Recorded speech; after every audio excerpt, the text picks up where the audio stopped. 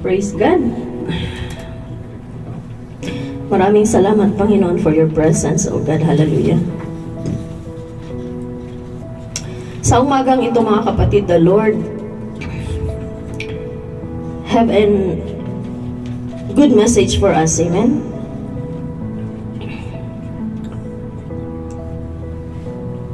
Sino po ba sa atin ang gusto ng pagsubok? Gusto, ha? Amen? Sino po? Praise God.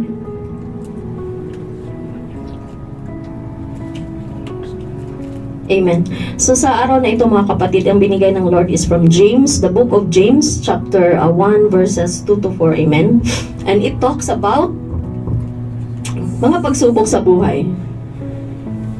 And I believe lahat tayo ay may mga karanasan. Amen. Ang pagsubok sa buhay, mga kapatid, ay walang exempted. Amen. Kaya basahin po muli natin ang sabi ng Panginoon in James chapter 1 verses 2 and 4. Dear brothers and sisters, when troubles of any kind come your way, consider it an opportunity for great joy. For you know that when your faith is tested, your endurance has a chance to grow. And so let it grow. Amen? Let it grow, for when your endurance is fully developed, you will be perfect and complete, needing nothing. Amen? Napakaganda. Basahin po natin sa Tagalog para mas lalo po nating maintindihan. Sabi po dito, mga kapatid, magalak kayo kapag kayo'y dumaranas ng iba't ibang uri ng pagsubok. Dapat ninyong malaman na napatatag ang ating pananampalataya sa pamamagitan ng mga pagsubok, at dapat kayong magpakatatag hanggang wakas upang kayo'y maging ganap at walang pagkukulang. Amen? Glory to God. So, we will be talking about rejoicing in trials. Pwede ba yung maging masaya tayo at tapos nandyan tayo sa pagsubok? Amen?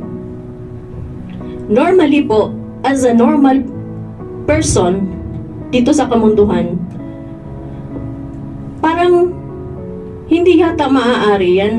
Nandyan ka nga sa pagsubok, nandyan ka sa kapighatian, nandyan ka sa paghihirap, tapos magiging may kagalakan ka. Amen? Pero ang tinuturo sa atin ngayon ng Panginoon through the life of James. James is the half-brother of Jesus Christ. Amen? A little background about James. James, when Jesus Christ was still in his ministry, James is not his follower. Diba? Hindi sumusunod si James sa kanya eh. Pero kapatid niya si Jesus Christ, half-brother. Amen? So how did James, na napunta siya naging isa na siya ngayon sa sumusulat tungkol sa salita ng Panginoon when hindi siya dati sumusunod? There was something in his life or sa pamilya na yan na nangyari which brought him to believe on Jesus Christ. Amen? And I think it was during the suffering of Jesus Christ and the resurrection of Jesus Christ. Doon talaga a turning point in his life, and I believe in the family nung Jesus Christ resurrected. Amen? So, ang passage na ito, mga kapatid, he was referring this doon sa mga believers when Jesus Christ already ascended to heaven. There were persecution already of all the believers, di ba? So, ang lahat ng mga believers ni Jesus Christ, they were scattered to different places.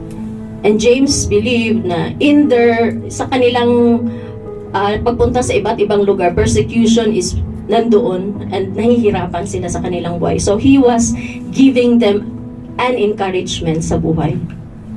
At hindi lamang, I believe, hindi lamang ito sinasabi ni James na hindi niya naranasan. Amen? Naranasan niya paano ang buhay na nasa isang pagsubok at paano niya ito napagtagumpayan, and he is now encouraging all the believers, including us, na may matutunan tayo. Amen? Amen. Praise God po. Now, bakit kailangan nating magpakasaya? Kasi yun rejoicing, may galak ka. Bakit kailangan tayong may galak in spite na nasa pagsubok tayo? Yun ang tanungin natin. Bakit kailangan kong maging masaya even na nasa pagsubok ako? And I believe iba-iba ang pagsubok na meron tayo ngayon. Amen? Iba-ibang level. Maybe it is with regards to your family, maybe sa kalusugan, maybe sa financial, probably sa trabaho, lahat. Amen? In all aspects, iba-iba. Amen? Now, sa verse 2 sabi dito, consider it pure joy. Consider it an opportunity. Ariin daw, Tagalog ng consider is parang ariin, parang isipin mo na ito'y pagkakataon. Amen? Pagkakataon for a great joy. Ano ba yung joy? Hindi yung sabon sa plato, ha? Amen? Joy, kagalakan. And it is one of the fruit. It belongs to the fruit of the Holy Spirit. Amen? Now, biblically,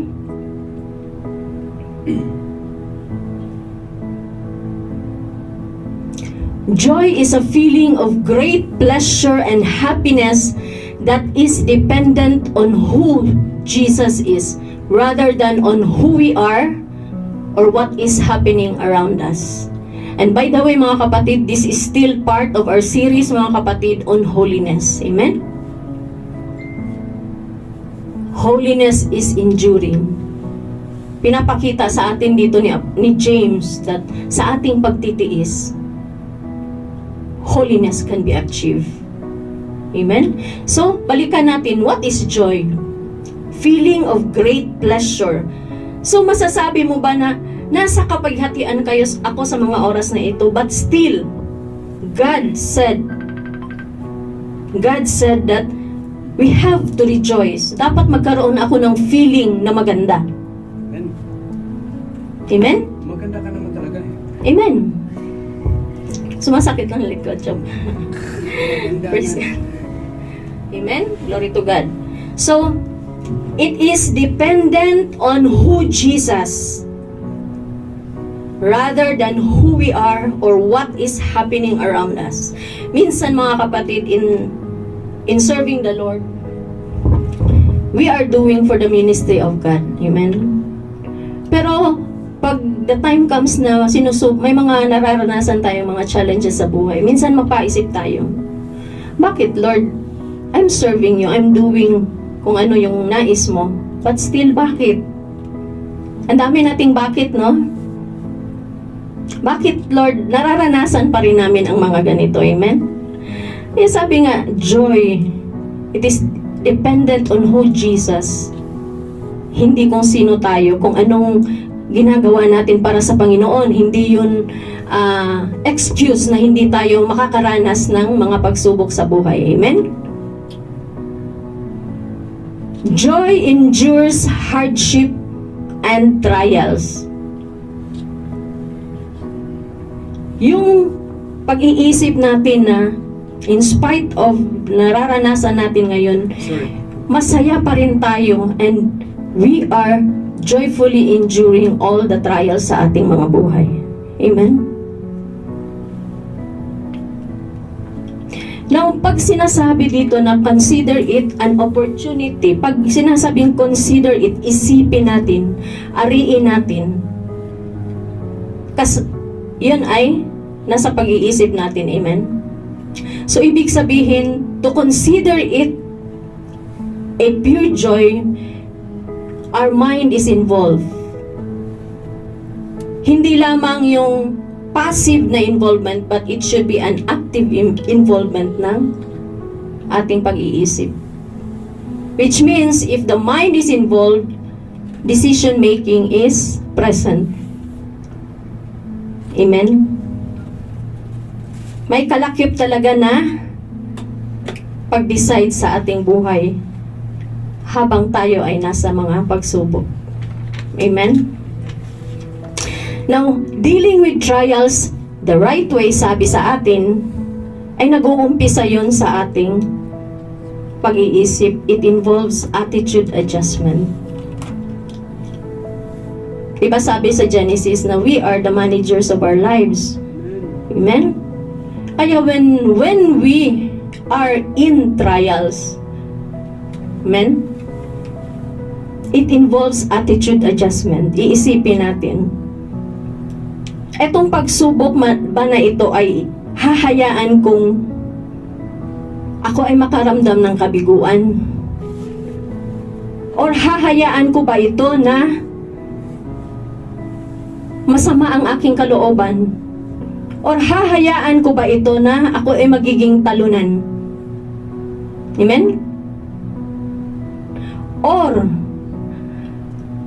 hahayaan ko itong pagsubok na ito as an opportunity for God to do something in me and with me. Hahayaan ko ba ang pagsubok na ito na dito makikita ko ang pagkilos talaga ng Panginoon sa aking buhay, nakasama siya? Dalawa yun eh. Because it involves our active mind, there should be a decision to make, there should be an attitude adjustment.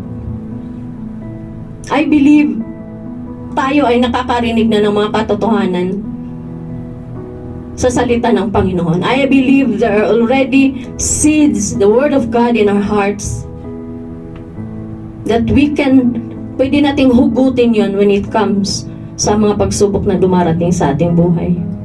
Ang sabi ni James dito, mga kapatid, Dear brothers and sisters, when troubles of any kind come your way, hindi niya sinabi, if troubles will come. Nakita po natin ang pagkakaiba. When troubles, sa oras na may pagsubok sa ating buhay, hindi niya sinabi na kung may mga pagsubok ka sa buhay. So, iisa lamang ang ibig sabihin ng ating Panginoon, mga kapatid, that troubles, trials, challenges, kasama natin yan sa ating buhay. Mararanasan talaga natin. Amen? Praise God. Amen? Hindi niya sinabing when troubles come, but sinabi niya, hindi niya sinabi kung if. Kasi pag sinabi nating if, it may not come or it may come. Di ba? Pwedeng mangyari, pwedeng hindi. But sinabi niya, kung, when, sa panahon. So, as a Christian, mga kapatid, I believe trials and challenges are really expected in our lives as a follower of Christ. Mararanasan talaga natin yun sa kahit anong paraan. Amen? Amen. Now, pag sinasabi natin we have to rejoice, dapat tayong magalak kahit na nasa kapighatian tayo. Kasi nararanasan din niya ni Paul. Sabi nga ni Paul sa 2 Corinthians 6:10, our hearts ache, but we always have joy. Dahil si Paul ay napakaraming mga pagsubok din na naranasan sa kanyang buhay. Amen? When he followed Christ, hindi na rin siya natantanan ng mga pagsubok, ng mga challenges. Amen? Pero sabi niya, our hearts ache, but we always have joy. We are poor, but we give spiritual riches to others. We own nothing, and yet we have everything. Amen? Masasabi din ba natin yan sa ating mga buhay, mga kapatid? Praise God. Hallelujah. Now in 2 Timothy chapter 3:12, sabi dito, yes, and everyone who wants to live a godly life in Christ Jesus will suffer persecution. So, as a Christian mga kapatid, there will always be challenges sa ating mga buhay. Amen? In John 15:8, if the world hates you, remember that it hated me first. The world hated. Ayaw tanggapin ng mundo ang Panginoon. Kaya as a follower of Jesus Christ, challenges will always also be in our lives. Amen? Hallelujah. Now, trials are opportunity for great joy dahil it provide an opportunity for our faith to grow. Amen? Now, sa book of James, James is calling us for another view of life, another perspective, ibang pananaw sa buhay. Sa mundo mga kapatid, trials means yung parang depression, disappointments. Pero sa Panginoon, we are encouraged by the life of James that we have to view it in another way. Ibahin natin ang pananaw natin. Dahil nga sabi natin, ang pagsubok ay talagang darating sa ating buhay. So, we might as well decide on how to receive, kung paano natin harapin ang mga pagsubok. Sabi natin kanina, attitude adjustment. Maaaring itong magbigay sa atin ng kabiguan, maaari itong magbigay sa atin ng magiging talunan tayo, but we can also receive it in another way that we will view it, we will see it an opportunity for God to work in our lives. Amen ba? Amen. Kasi araw-araw we are facing different challenges. May maliit na challenge, may malaking challenge. Amen? Araw-araw haharapin natin ito mga kapatid. Pero James is encouraging us to view it in another way. Amen? Na ito ang mga pagsubok na ito daw ay tanawin natin siya na something positive, hindi negative. Sa mundo, ang mga challenges, trials is negative. But in Christ, as a Christian, dapat nating turuan ang ating pag-iisip that it is a positive thing. Bakit? Amen? Sabi nga dito, think harder when you are in trials, look harder when you are in trials, and pause the feelings. Ihinto daw muna natin i-focus natin ang ating sarili sa ating nararamdaman. Sabi nga, huwag daw munang mag-emote. Amen? Kaya iwasan natin masyado yung mga teleserye kasi nadadala tayo sa mga emote-emote, di ba? Sabi ng Panginoon, pause first, think harder, and huwag daw munang mag-emote. Amen? In 1 Thessalonians, anong sabi dito? Be thankful in all circumstances, for this is God's will for you who belong to Christ Jesus. Be thankful in all circumstances. So, ibig sabihin, ano man ang nangyayari sa ating buhay ngayon, maganda man or medyo hindi siya nagbibigay ng magandang pakiramdam, nahihirapan tayo, but still, sabi ng Lord, be thankful in all circumstances. Amen? Amen. Now, trials are inevitable. Yun na nga, darating talaga yun. It will come whether we like it or not.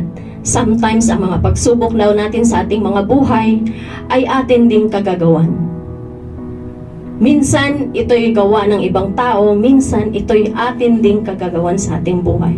Amen po ba? Amen. Hindi at ayaw nilang aminin yata. Dalawa lang yun eh. Inflicted by ourselves or inflicted by other people. Not from God. It is never from God. God will never tempt us.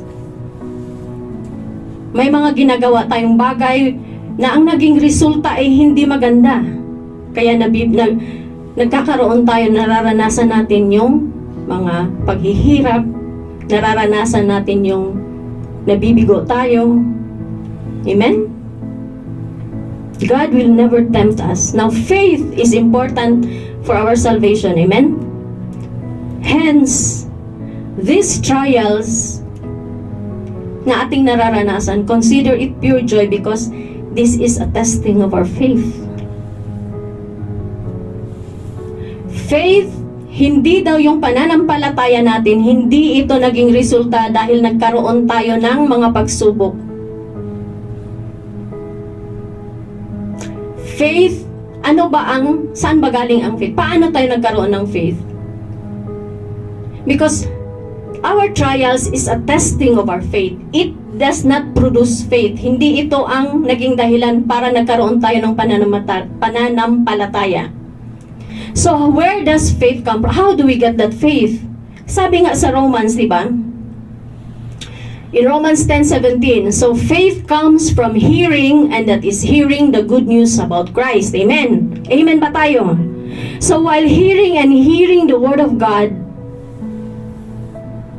we started to believe. Now, yung faith na na-build natin sa ating mga sarili, dahil sa pakikinig natin, at ito'y nag-unti-unti nagkakaroon tayo ng trust sa Panginoon. So faith comes from hearing the word of God, and through these trials, our faith is tested. Amen? So these trials, mga pagsubok na binigay or inalaw ng Panginoon sa ating buhay, dito matitest ngayon kung anong klaseng pananampalataya ka meron sa Panginoon. Tama po ba? Agree po ba? Na itong pananampalataya na meron tayo ngayon sa Panginoon, being tested sa mga pagsubok na darating sa ating mga buhay. And whatever faith we have, kung anong merong pananampalataya tayo meron, ito ay masusubok during the testing. Naranasan po ba natin? Ako lang yata. Amen? What is it for me then if I will rejoice in my trials? Anong makukuha ko? Now, if I decide to rejoice over my trials, ano ang makukuha natin? Siyempre, sigurista tayo minsan, mas tao, di ba? Sabi, kung gagawin ko to, anong makukuha ko? Because we will never, hindi tayo gagawa na isang bagay minsan kung hindi natin alam anong makukuha natin in return. Diba? So tanong natin, what is it for me? Anong magagawa nito sa akin if I rejoice? Kung maging magalak ako kahit nasa pagsubok ako ngayon. Amen? Now, alam natin that trial is a test of our faith. Now, when faith, yung ating pananampalataya sa Panginoon ay susubukan, it has an opportunity to grow.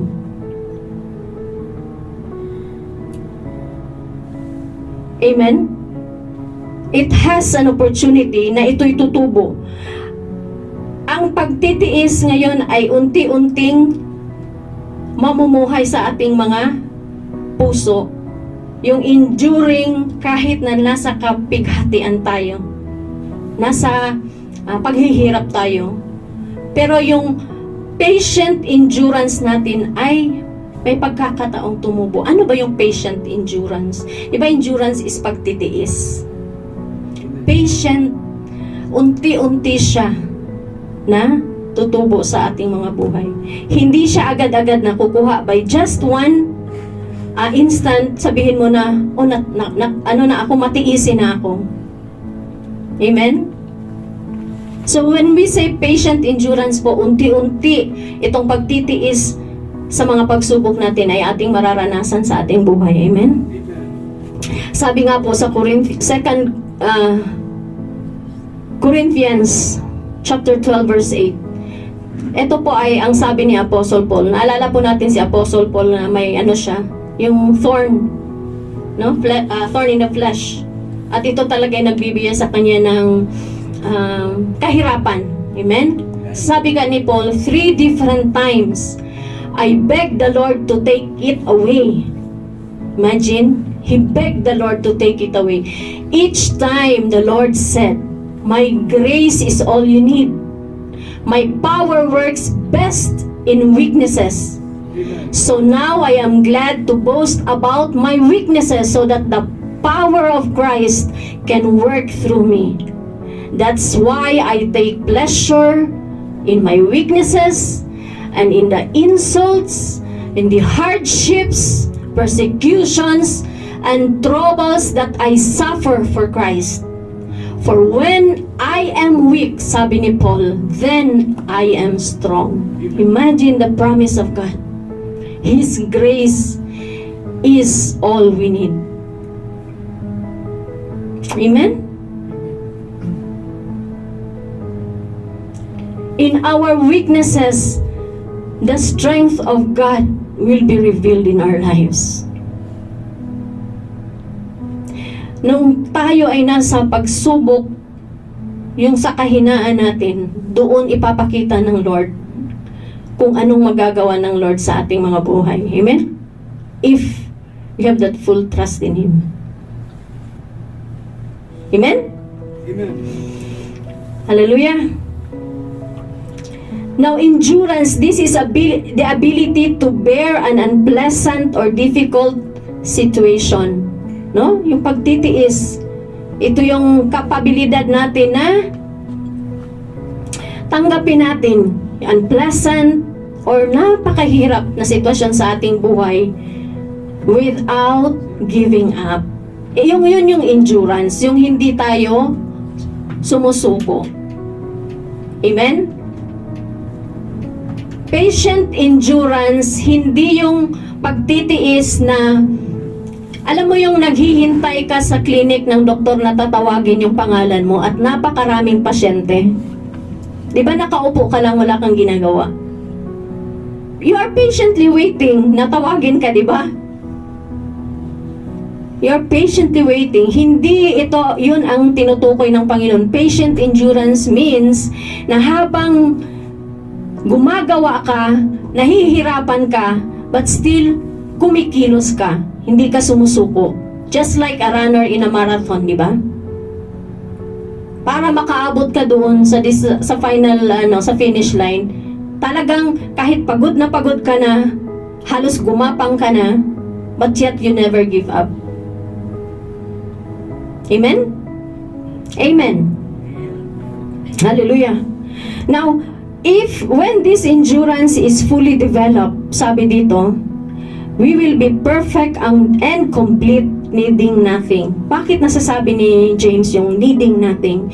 When this endurance is tumubo na sa ating buhay at dinedevelop natin ito sa ating buhay every time we face trials and challenges, magiging kompleto daw tayo at we will not be needing anything. How come? Nawala na tayong kailangan pa. Because alam natin ang Panginoon ay kasama natin. And His grace is the only thing we need in our lives. Yung awa ng Panginoon na tayo ay sasamahan niya at bibigyan niya tayo ng lakas sa mga bawat pagsubok. Amen? Amen. Hallelujah. Now, as this endurance, itong pagtitiis daw ay tumutubo sa ating mga buhay, dadalhin tayo ng pagsubok na ito. If we just endure in it, dadalhin daw tayo nito to a complete maturity. Praise God. Dadalhin daw tayo nito into a complete maturity. Anong sabi po ng salita ng Lord in Philippians 3 verses 13 to 15? Sabi po niya dito, no, dear brothers and sisters, I have not achieved it, but I focus on this one thing, forgetting the past and looking forward to what lies ahead. Amen? I press on to reach the end of the race and receive the heavenly prize for which God through Christ Jesus is calling us. And let all who are spiritually mature agree on these things. If you agree on some point, I believe. If you disagree on some point, I believe God will make it plain to you. Minsan mga kapatid, sa ating mga pagsubok, talagang may kalimitan ay marami tayong tanong na hindi rin natin naiintindihan bakit nangyayari. Amen? Pero ang sabi nga dito ni Apostle Paul, I press on. Ibig sabihin, patuloy lang siya sa kanyang buhay, even in the midst of trials. I press on to reach the end of the race. Amen? And that is spiritual maturity, mga kapatid. Having that full trust in God, no matter kung ano ang nangyayari sa ating paligid. Diba sabi natin kanina, joy. It is dependent on who Jesus is, but not on who we are and ano yung ginagawa natin para sa Panginoon. Amen? Spiritually mature. So, faith, then it is tested. Then as we are in the testing process of God, patient endurance is being developed sa ating mga buhay. Yung pagtitiis, unti-unti siyang tumutubo sa ating buhay, sa ating mga puso. At kung manatili lang daw tayo doon, mga kapatid, holding on sa Panginoon lamang, it will lead us to have that spiritual maturity. Yun ba ang nais natin sa ating mga buhay? To have that spiritual maturity. Amen. Dahil if we are aiming for that spiritual maturity, mga kapatid, ito yung being conformed to the image of our Lord Jesus Christ. Because He is an example who suffered, He endured, but He never gave up. Nakakaranas siya ng mga paghihirap, di ba? Even when He prayed in the Garden of Gethsemane, He was even asking God the Father to take yung nararanasan niya ngayon na paghihirap. But then again, He still submit to the will of the Father. Amen? Praise God. Now, allow God. This is spiritual maturity, is allowing God shape our mind, our feelings, our habits, our desires during our trials. Ang pinag-uusapan natin dito, hindi yung tapos na ang trial. When we are in trial, paano natin tanggapin ito? Amen? Magalak daw tayo. Hindi naman ibig sabihin, mga kapatid, na when we are in trial, may mga pagsubok tayo ay papalakpak at tayo ay magtatalon. Salamat, Panginoon, sa pagsubok na ito. Ang gusto ng Lord, magpasalamat tayo sa pagsubok ngayon dahil binibigyan tayo ng kalakasan. Binibigyan niya tayo ng tamang pag-iisip kung paano tanggapin ito. We don't pray for trials, but we pray that when we are in trials, we will rejoice. Hindi dahil may pagsubok tayo, but we will rejoice dahil alam natin this is an opportunity for God to work in our lives. Amen? Hindi tayo magtatalon at tayo'y lulundag sa hagdanan. Amen? Verse 4, ang sabi dito, let it grow. Let it grow. For when your endurance is fully developed, you will be strong in character and ready for anything. Pag sinabi natin let it grow, ano po ang ibig sabihin nun? Allow God na siyang kumilos sa ating mga buhay. Let, permit, allow. Huwag mong kontrahin. Huwag mong pigilan, huwag mong gawin sa sarili nating kakayahan. For always, kung sa sarili nating kakayahan, mga kapatid, it will bring disappointments. It will bring discouragement sa ating buhay. Amen? So pag sinabing let it grow, allowing God to work in our lives, meaning we have to make a decision if we will allow God or not. Papasukin ba natin ang Panginoon when we are in trial o gagawin mo sa sarili nating kakayahan? Doon tayo mamili, mga kapatid. Amen? Praise God. Hallelujah.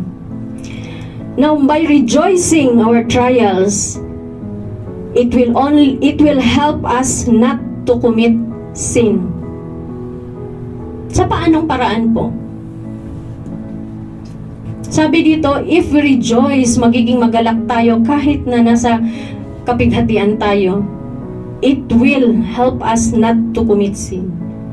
Kasi if we receive yung mga pagsubok, ang pagtanggap natin sa mga pagsubok ay wala tayong pananampalataya sa Panginoon. It will frustrate us, it will upset us, and it will defeat us. Magiging talunan talaga tayo. Amen? If we receive it without that faith in God. But, the other way around, if we receive those trials with faith,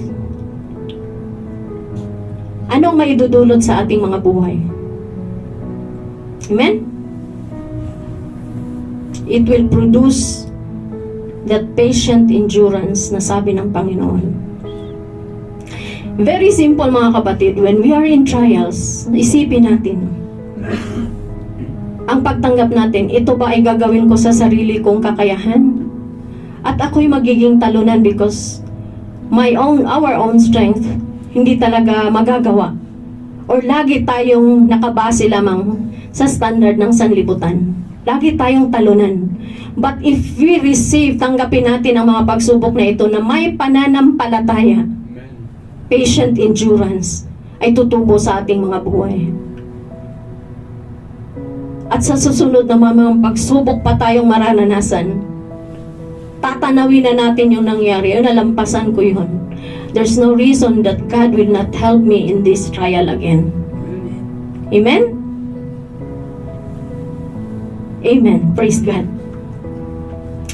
Now, why should I rejoice over my trials? Kasi ang sabi dito, for God purposed them for our maturity. Paano ba na natin masasabi na tayo'y nagmamature sa Panginoon?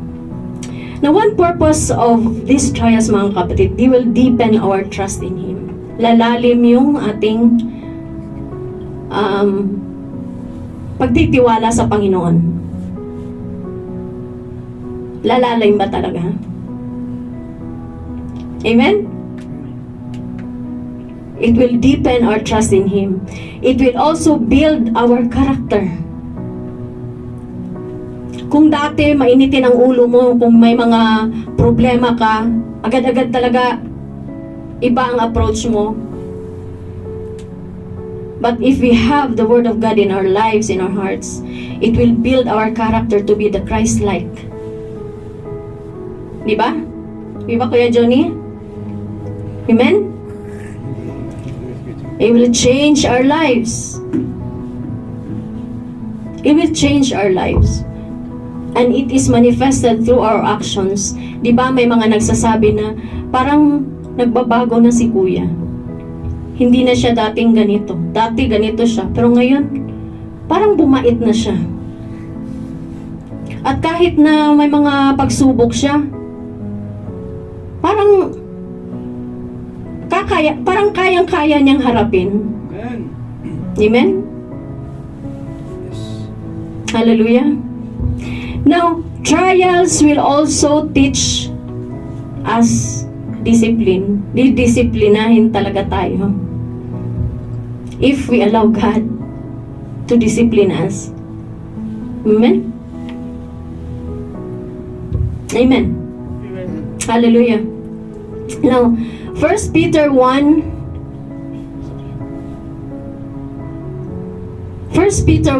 verses 6 to 9, sabi dito ng Lord, so be truly glad, there is wonderful joy ahead. Amen. Imagine, there is wonderful joy ahead. Even though you must endure many trials for a little while, these trials will show that your faith is genuine. It is being tested as fire tests and purifies gold, though your faith is far more precious than mere gold. So when your faith remains strong through many trials, it will bring you much praise and glory and honor on the day when Jesus Christ is revealed to the whole world. You love Him even though you have never seen Him. That's faith. Though you do not see Him now, you trust Him, and you rejoice with a glorious, inexpressible joy na hindi maintindihan ng tao sa sanlibutan. Bakit masaya pa rin tayo in spite of being in trouble, being in trial at this moment? The reward for trusting Him will be the salvation of our souls. Kaya nga sabi natin kanina, if in rejoicing in our trials, it will help us not to commit sin. Dahil kung it will lead you to commit sin, magkakasala ka, paano pa natin makukuha yung reward for the salvation of our souls? Amen? Amen. Now focus on our goal, which is our salvation. Hallelujah, Father. Amen? Now, Romans 8. Ito lagi itong naririnig natin, itong verse 28. And we know that God causes everything to work together for the good of those who love God and are called according to His purpose for them. For God knew His people in advance, and He chose them to become like His Son. Amen? As we mature in Christ, unti-unti tayong nag-i-imitate sa Panginoon. We are already Christ-like as we mature in Christ. So that His Son would be the firstborn among many brothers and sisters. And having chosen them, He called them to come to Him. He called them to come to Him, and having called them, He gave them right standing with Himself. And having given them right standing, He gave them His glory. And what shall we say about such wonderful things as this? If God is for us, who can ever be against us? Amen? So kung may mga pagsubok man tayo mga kapatid sa mga oras na ito, isipin natin, kasama natin ang ating Panginoon. At kung ano man yung mga pagsubok na yan, it will not prosper in our lives. Amen? Hindi tayo tatalunin ng mga ito mga kapatid. Dahil sabi ng Lord, He will be with us until the end of age. Amen? Hallelujah. Hallelujah, Jesus. Thank you, Lord. Now, what made us rejoice? We have faith in God. What made us rejoice kahit nasa kapigatian tayo sa mga oras na ito? Ano ang nag-uudyok sa atin na patuloy tayong lumaban? Iisang salita lamang mga kapatid kung bakit tayo nanatiling lumalaban sa mga pagsubok. This is the love of God. Amen. Amen? Praise God. Hallelujah.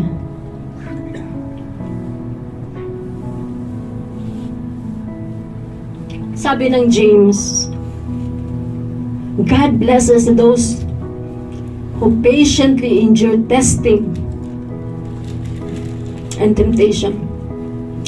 Afterward, they will receive the crown of life that God has promised to those who love Him. Amen? Amen? Amen. Hallelujah. Praise God.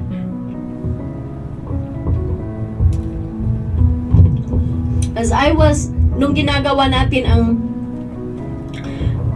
po natin itong message na ito, isa lamang po ang inimpress ng Panginoon sa ating buhay for us to endure. It is the love of God. Because the love of God, it will conquer all. Amen? God loves us so much that He will not let us be defeated. But we are going through trials, may mga pagsubok tayo dahil dito sinusubukan ng Panginoon kung gaano natin siya kamahal. Nothing, kung talagang nandoon sa puso natin yung love ng Panginoon at naiintindihan natin anong nagawa niya sa ating buhay, the more that we will persevere any temptation, any trials. May trial ka man sa trabaho mo ngayon, there is a threat, mawalan ka man ng trabaho, but still, you continue to fight. May mga problema man sa ikama, may mga problema man sa papeles. Amen?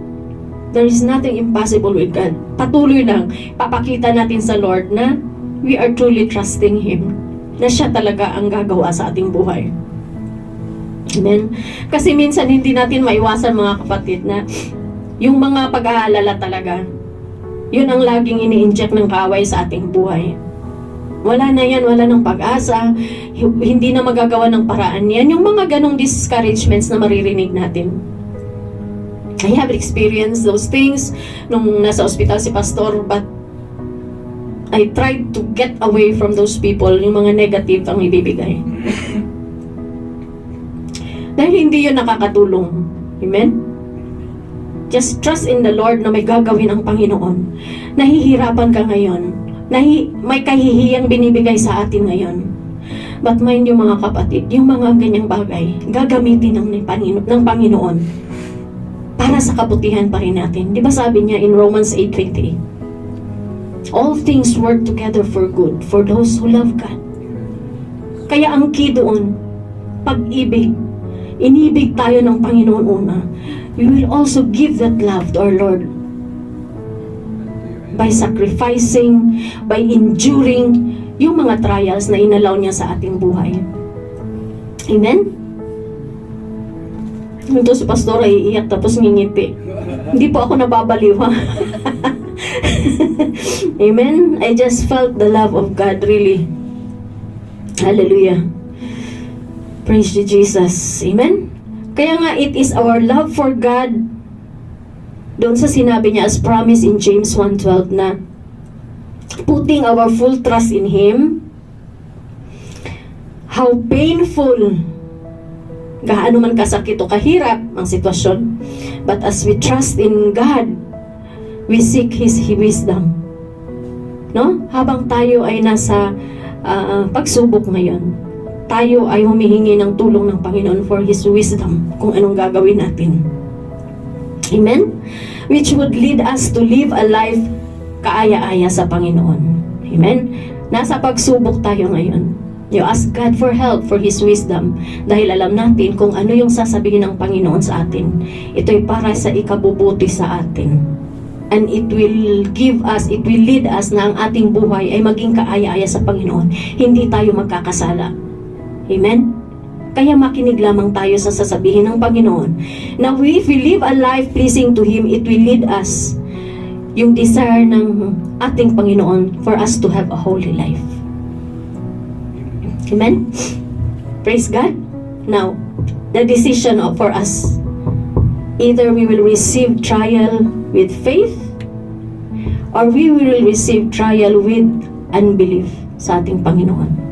It's up for us to decide, mga kapatid, in whatever trials we are into right now. It is time for us to decide how to receive those trials. Amen? Amen. Did we receive the message of God? Gradually. Praise God. Amen po. Glory to God. Maganda yung sinasabi ni Lord sa buhay ni Pastora. Meron tayong simple demonstration lang po yung pursuing or enduring sa buhay ng bawat isa. Amen po.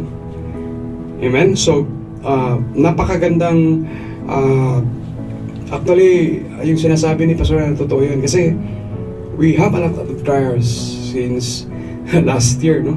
Alam nyo yan, no? Mula pong nagka-COVID ako, at the same time, almost dying, and nabuhay, pagkabuhay, nandito sa church, tapos lumulubog at bumabangon at gusto lang paalisin sa Saudi Arabia. But glory to God, we fight. We fight because we have the love of God. Amen. But while we are fighting, we have joy in our life. Amen. So glory to God, mga kapatid. Ito po yung ito po yung pagmamahal ng Diyos. Ayan po. Kung titingnan natin mga kapatid, ito yung pagmamahal ng Diyos sa buhay natin. Amen. Ito yung pagmamahal ng Diyos sa buhay natin. Okay, Pastor, salamat po. Ito po tayo. Mask. Ito po tayo. May mask, di ba? Kasi pandemic. Ayan po.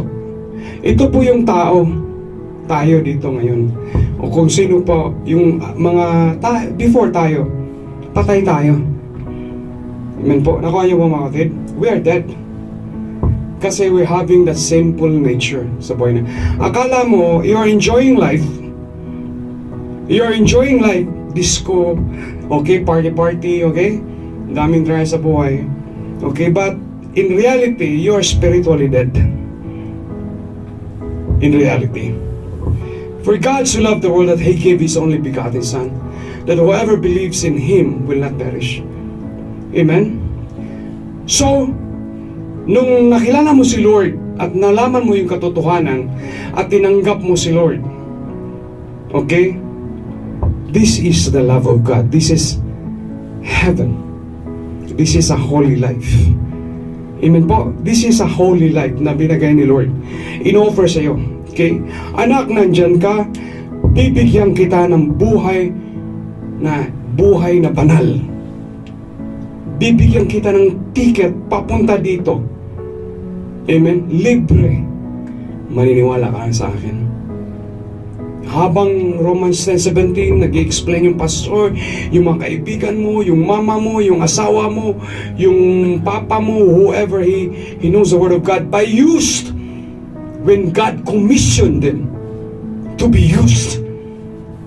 Okay, sinishare ng salita ng Diyos. Patay ka, nakarinig ka ng salita ng Diyos. At merong offer sa Lord. Bigyan kita ng grasya, anak. Patatawarin kita lahat. Bigyan kita ng ticket papuntang holy life. Amen. Tanggapin niyo ang in-offer ni Lord. Tinananggap niyo ba or hindi pa tinatanggap? Ephesians chapter 2 verse 8 and 9. Okay? By faith, you will accept grace in life. Nothing to work. Sabi niya, wala kang maghihirapan, anak. Maniniwala ka lang sa akin at magtitiwala ka lang. I will give you a holy life. Amen? Okay? Nakuha, naniniwala tayo. Binigyan ka ng ticket, pinalipad ka ni Lord. Okay? Nagmask ka kasi pandemic. Okay? Pinalipad ka ni Lord, nilagay ka ni Lord dyan. Holy ka? Hindi. Holy. Kasi inaccept mo si Lord. You have now a holy life. Yeah? Pero, gagalaw ka lang dyan sa sinasabi ng Diyos. Alam niyo ba yan? Do you think when you are in a holy life, this area of holiness in life, walang tentasyon, walang magbubuli, walang magsasabi ng masama, walang magtutulak sa'yo, marami. Ang nakakaikot sa'yo, puro demonyo yan. Pero God placed you in a holy place because you accept grace. Nakuha niyo mga kapatid? That is a holy life already. Ephesians chapter 2 verse 8 and 9. You believe, you have faith in God. Pero, sa holiness na yan, meron ka bang gagawin? Yes. You endure. Yeah. Because sa holy life na yan, na binigay ni Lord, ito lang. Ito yung holy life mo, ha? Huwag kang inom, huwag kang mag-adik-adik, huwag kang mambabae, huwag kang manglalaki. Okay? Hindi ka pwede mag-dissension, hindi ka mag-division, hindi ka maggawa ng immorality. And so on and so forth. Galatians chapter 5 verse 19. Hindi, dito lang yan nakapaligid. Sila po ay nagtetempt tayo. Ito po yung nilagay ka ni Lord. Holy ka na. Holy. Amen? But you need to endure. Nakuha niyo mga kapatid? You need to endure. You have what? You have joy. You have love. You have peace. You have patience. You have gentleness. You have faithfulness. You have self-control na nilagay ni Lord sa buhay mo. Nakuha nyo? Dito marami pong pagsusubok. Nasasabihin sa'yo, oh, alam mo, ikaw, para kang banal. Pumunta ka sa simbahan, pero wala kang ano. Marami magsasabi sa'yo. Ikaw, pastor ka, you never grow. Marami magsasabi sa'yo. Mali ang ginagawa mo. Marami magsasabi sa'yo. Pero if you stand, at alam mo yung binigay ni Lord, nandito yun. Joshua 1:8, Joshua 1:9, 2 Chronicles chapter 7. Dito lahat makikita mo in the holy life that you have right now. Yeah? Kailangan po, you need to endure. You need to fight a good fight and you have to finish the race. Sabi ni Lord, ilalagay kita bigyan kita ng libreng ticket at ilalagay kita in a holy life. Yes, Lord, I accept you as your Lord and personal Savior. Boom! Anak, dyan ka lang. Sabi ni Lord sa dyan is, mga disipulo, dyan lang kayo until I'll give you the Holy Spirit. Sabi niya, anak, dyan ka lang ha sa holy life until I come in the judgment day. Nakuha niyo mga kapatid? Amen? Kaya sabi ni Lord, my sheep hear my voice. My sheep, ikaw anak, you hear my voice. And I know them, I know you. They follow me and I gave them eternal life. Dito ka pa lang sa earth, meron ka ng eternal life. And they shall never perish. You will not perish. Neither shall anyone snatch them out in my hand. This is the hand of God. Nakuha niyo po? Ang nagtuturo natin at nagme-mentor natin at nag-hold natin sa hand is God. Kaya sabi niya, diyan ka lang sa kamay ko. Huwag kang gagalaw until I come on the judgment day. So nakuha niyo po? Diyan, yun po yung holy life natin. Diyan ka lang gagalaw. Diyan, Galatians 5:2:20, Galatians 2:20, okay? O, nakuha niyo mga kapatid? Diyan ka lang gagalaw. Diyan, marami diyan. Mga magandang buhay, holy life, maganda. Pero bakit po ang tao nilalagay pa at nahuhulog? Kasi dito ang daming sexy. Amen? Ang daming alak sa labas. So ang ginawa ng mga demonyong ito, tinitest ito. Kasi pag tayo po ay may holy life, it does not mean na walang magtitempt sa atin. It does not mean na walang magpipersecute sa atin. It does not mean na wala pong taong sasaksak natin sa likod. O walang pagsubok, walang challenges, mga problema. Pero you just stay there and endure whatever ginawa ni Lord. You have joy, you have peace, you have love, you have self-control. Kasi dyan ka lang gumagalaw ayon sa kamay ng Diyos. Nobody can snatch us. Nobody. Unless you stay in that area, in the hand of God. Nakuha niyo po kapatid? Pero kung titiking ka, masarap ang alak ka, titiking ka, kunin niyo. Hindi. Amen po. Nawawala yung mask mo. Titiking ka. Maganda rito. Mahuhulog ka. Okay? Pero wala ba? Meron bang yes, ask ka na uli, Lord. Pwede mo akong patawarin. Alam mo anak, mahal na mahal kita. Sige nga, bigyan kita na another chance. Huwag kang gagalaw ha, dyan ka lang ha. Di ba sabi ko sa iyo, huwag kang nahulog ka tuloy. Sige Lord, hindi ako gagalaw. Again na naman, meron namang babae, maganda. Oops, babae, nahulog ka na naman. Amen po. Sabi ni Lord, Ano ba yung pinagpagawa mo, anak? Lord, patawad, nagkakamali. O sige nga, anak, walang problema yan, anak. Babalik kita ulit. Yan si Lord, mga kapatid. Kaya we need to endure. Kasi ang sinasabi ni Lord dito, puro magaganda. Puro magaganda. Pero ang kaway kasi nag-o-offer pa ng very tempting.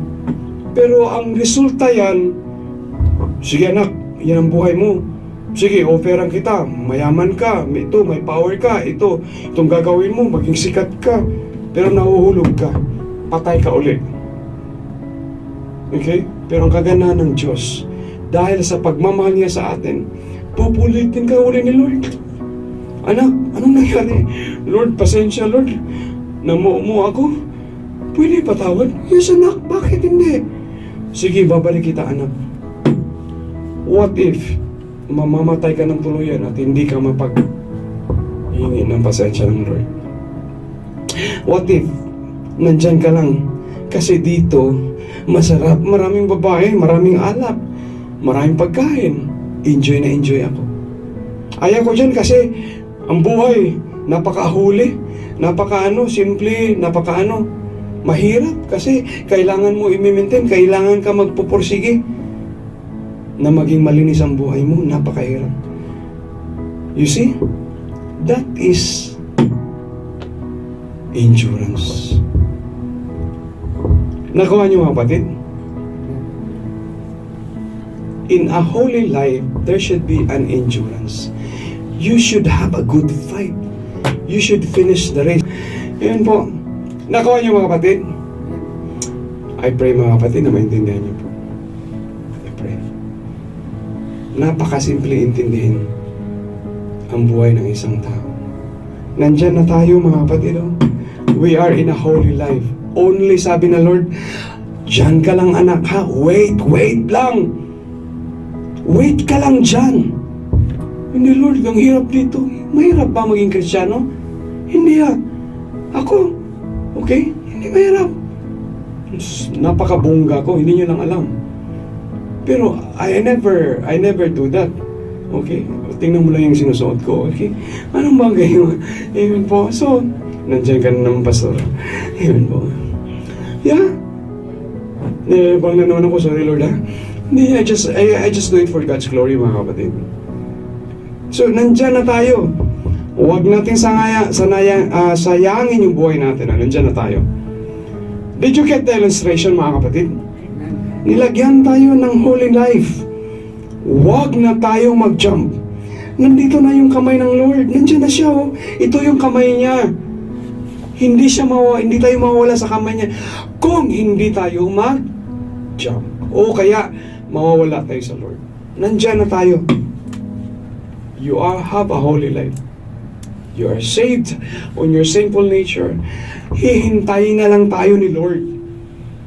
Hintayin na lang natin siya in isikan. Sabi niya, anak, dyan ka lang.